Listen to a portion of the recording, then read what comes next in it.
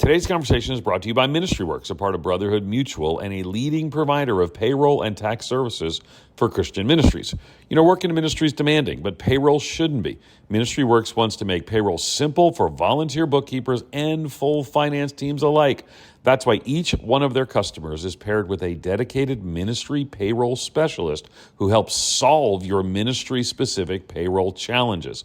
Plus, MinistryWorks' award-winning platform offers tools to streamline HR tasks, track time and attendance, simplify healthcare reporting. Visit ministryworks.com to learn how much you can save for 2025.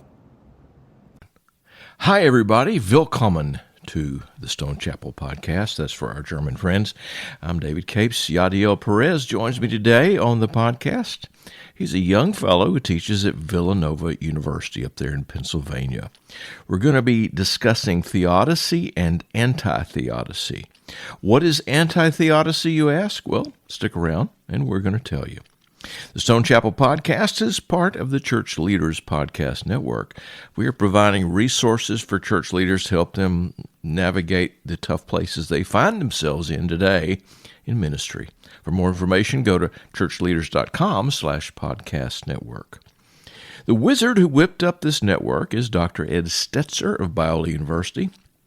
Let's hear from him. Ed? You know, it's a changing world, and one of the things that help us understand the changing world is research. And so as churches have been struggling and families may be disconnected and sometimes drifting away from the church, we're kind of dealing with some of the questions of where do we go from here? And the Communio nationwide survey on faith and relationships really kind of points to the family decline and how it relates to faith decline in the United States. Actually, the survey has 3 key issues that are impacting our society today. Go to communio.org/study to download the nationwide study on faith and relationships. Thank you, Ed. Theodicy versus anti-theodicy. Which one is going to come out on top? Jahdiel Perez, a young professor at Villanova, is doing a fascinating study in testing the assumptions and the hypotheses of the anti-theodicists. He turned his attention from philosophy to psychology to deal with some of their objections. Let's see where he goes. So today, Jahdiel Perez on the Stone Chapel podcast.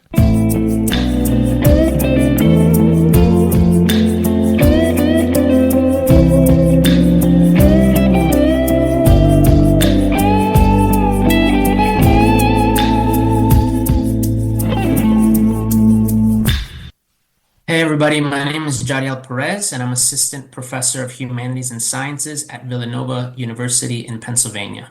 Jahdiel, welcome to the Stone Chapel podcast. Great to see you again. Great to see you too. Thanks for having me. Oh, this is a delight.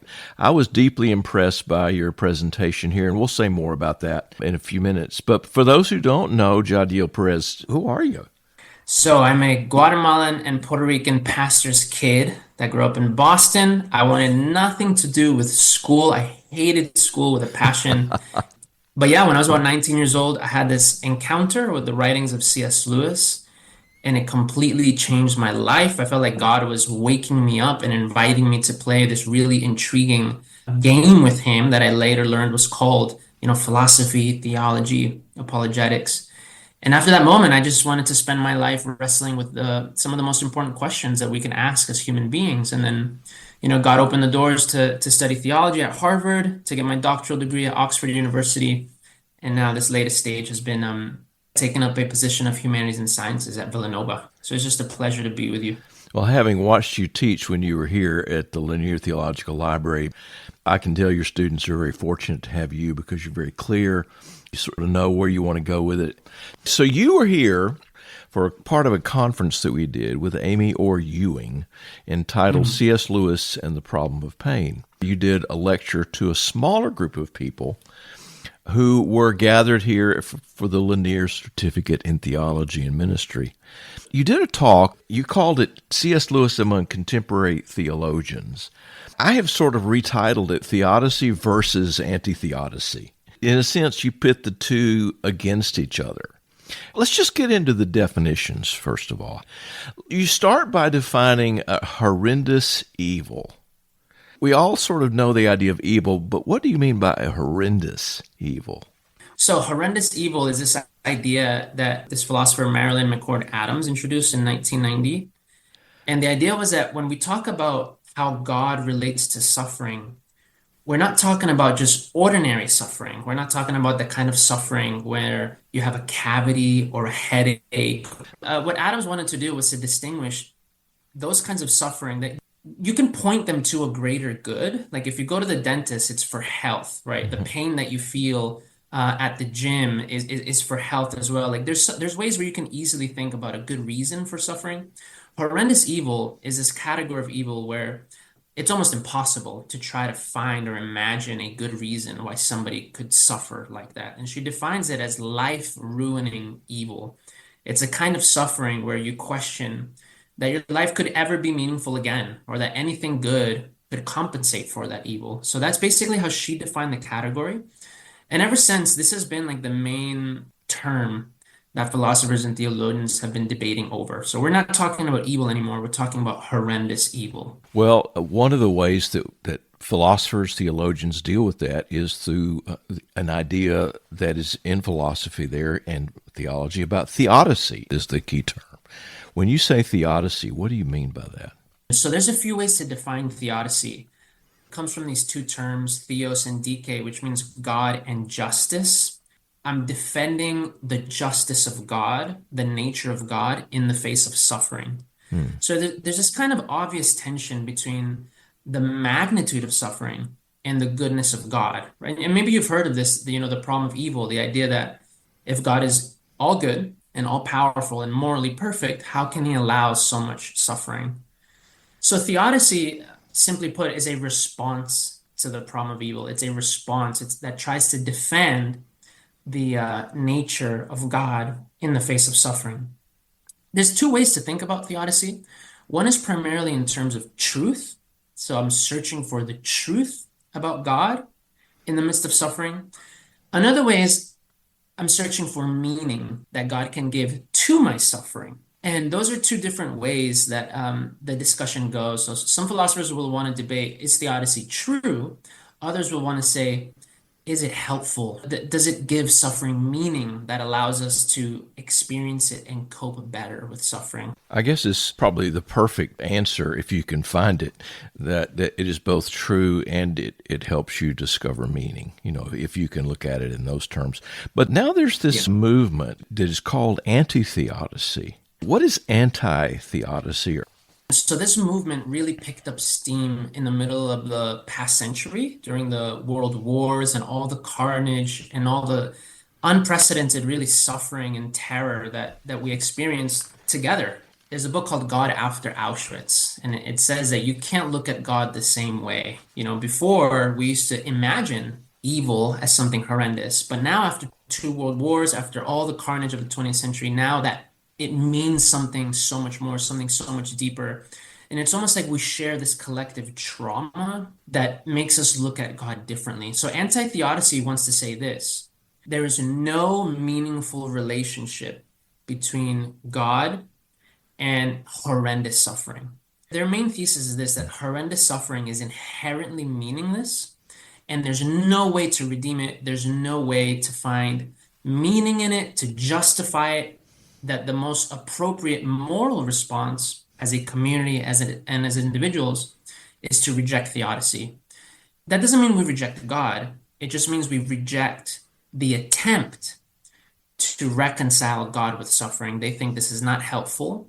They think there's philosophical problems with it, but the big impetus behind moral anti-theodicy is morality. They think it's evil to try to impose a kind of God-given meaning on suffering if the people suffering don't accept it. We used to think this was valid, but after the 20th century, there's no way we can keep doing this. It's irresponsible and sometimes harmful. That's the idea. That came across very carefully in your presentation here, that theodicy, they claim, harms people, that people are harmed further by attempting to find this meaning and reconcile God with that suffering.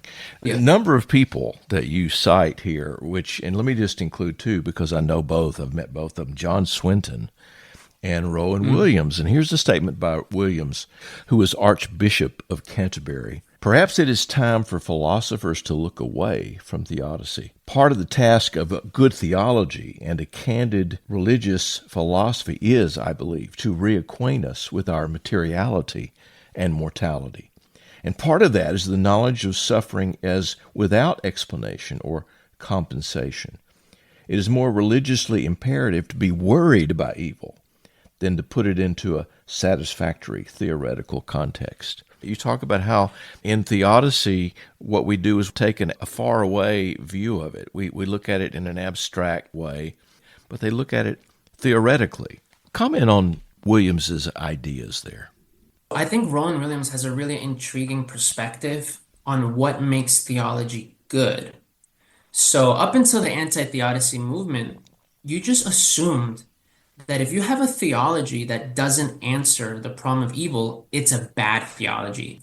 He's flipping the script and saying, actually, theology can do its job better. It can draw you closer to God if you don't respond to the problem of evil, if you affirm anti-theodicy.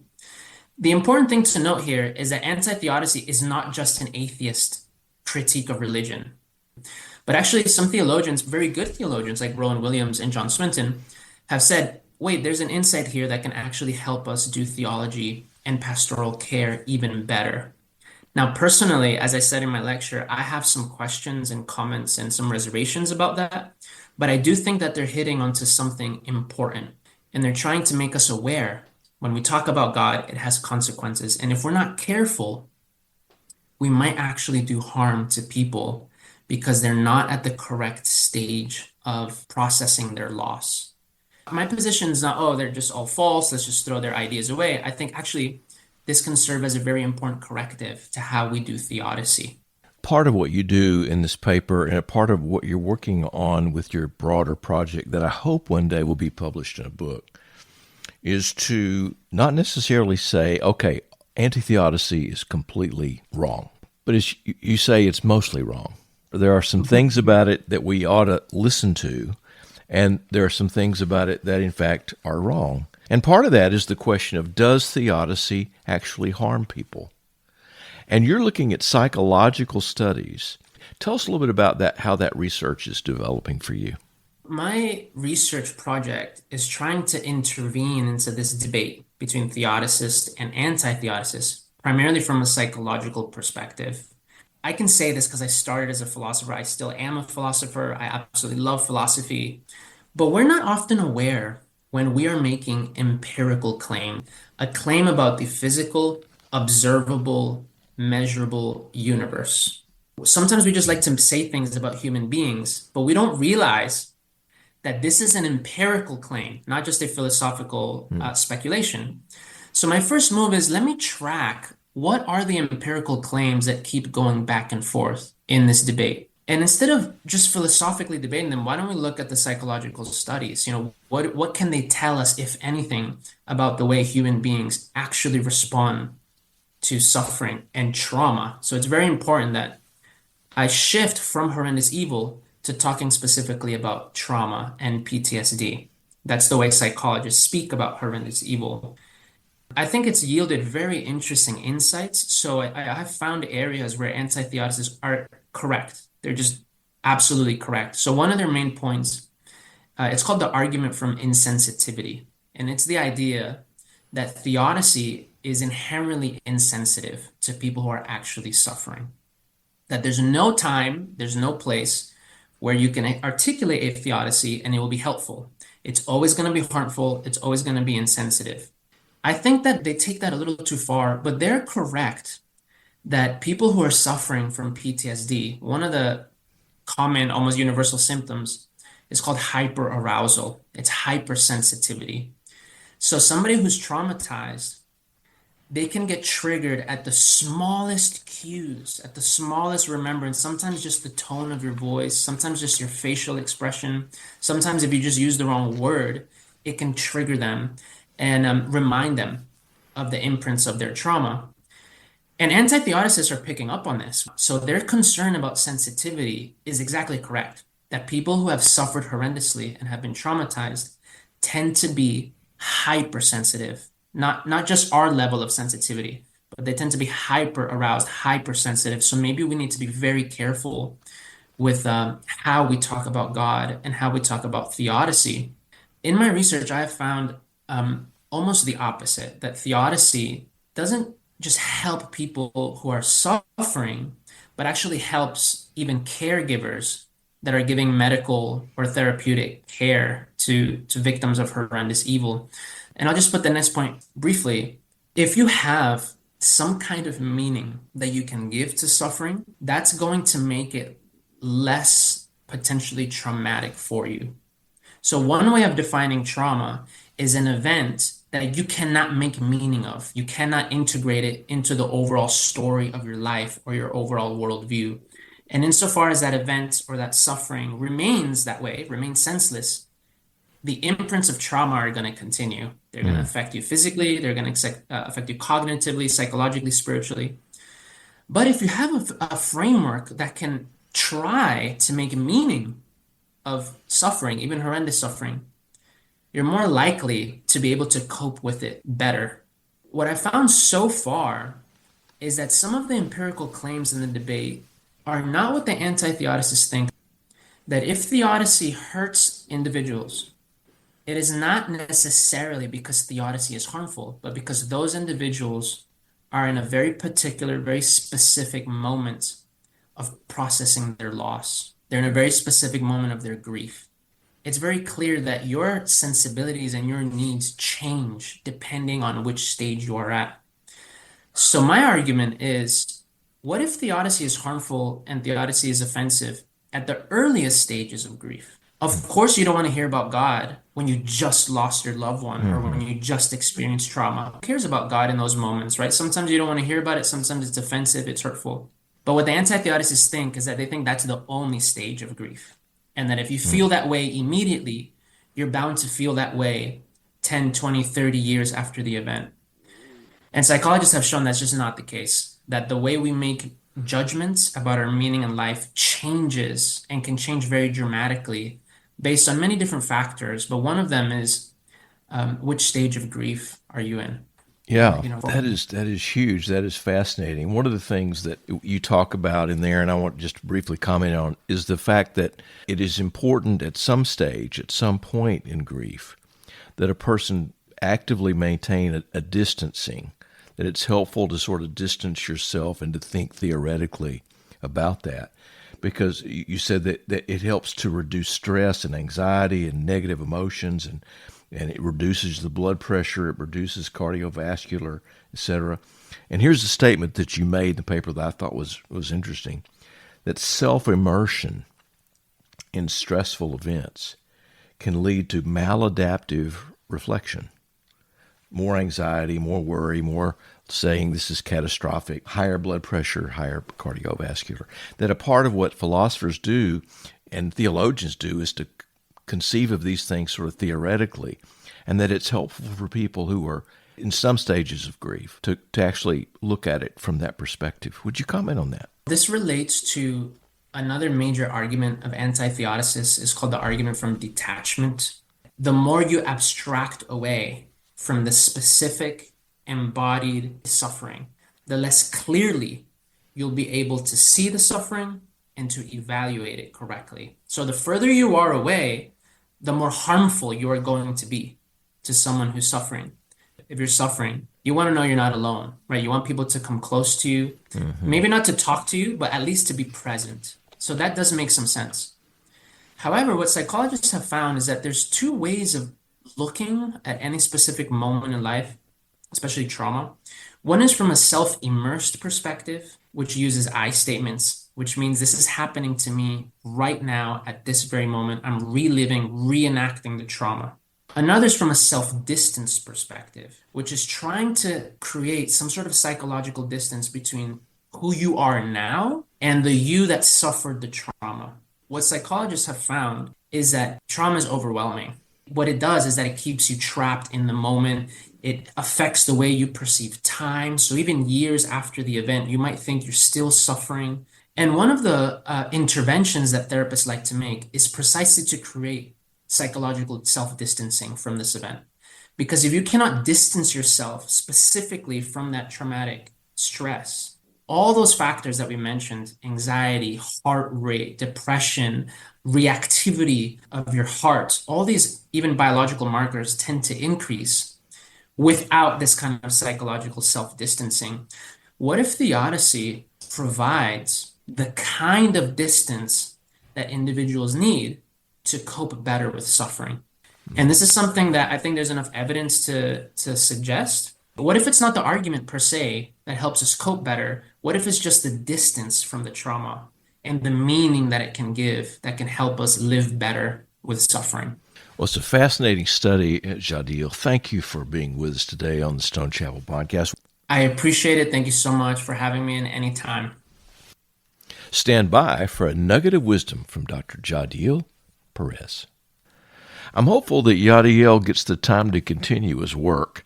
I'd like to see some articles and maybe a book one day that addresses the concerns of anti-theodicists and theodicists alike. Thanks to those who make this podcast possible: Kathy Capes, Jana Firestone, Jessica Mauser, and Phil Kegi. The Stone Chapel podcast is made possible by the Lanier Theological Library and Learning Center in Houston. If you like what you hear, subscribe to the podcast on your favorite platform and rate us highly. It'll help other people find us. Only 168 hours before the next podcast drops. Let's get busy, team. Until next time, I'm David Capes. Thanks for listening. One of my favorite sayings is that if you're the smartest person in the room, then you're in the wrong room. I think it's very important to surround yourself with people that are ahead of you, that are smarter than you. I never want to be the smartest person in the room, the most spiritual person in the room. I've found that every time I've grown in life or anytime I've succeeded or have been promoted, it's because I have mentors around me that can help me grow. You know, if you listen to the podcast, you know that I love research. I used to lead a research company. So I love when research helps to illustrate a question we have. And one of the questions a lot of people are having is, how do we look to the decline of the family, maybe the relationship around fatherhood and issues of faith and church? Well, again, the Communio nationwide study on faith and relationships actually points to the collapse of marriage, where resident fatherhood fits into that, and how they all point ultimately to a relationship to Christianity and decline in the church. So visit communio.org/study to download Communio's nationwide study on faith and relationships. Today's conversation is brought to you by MinistryWorks, a part of Brotherhood Mutual and a leading provider of payroll and tax services for Christian ministries. You know, working in ministry is demanding, but payroll shouldn't be. MinistryWorks wants to make payroll simple for volunteer bookkeepers and full finance teams alike. That's why each one of their customers is paired with a dedicated ministry payroll specialist who helps solve your ministry-specific payroll challenges. Plus, MinistryWorks' award-winning platform offers tools to streamline HR tasks, track time and attendance, simplify healthcare reporting. Visit ministryworks.com to learn how much you can save for 2025.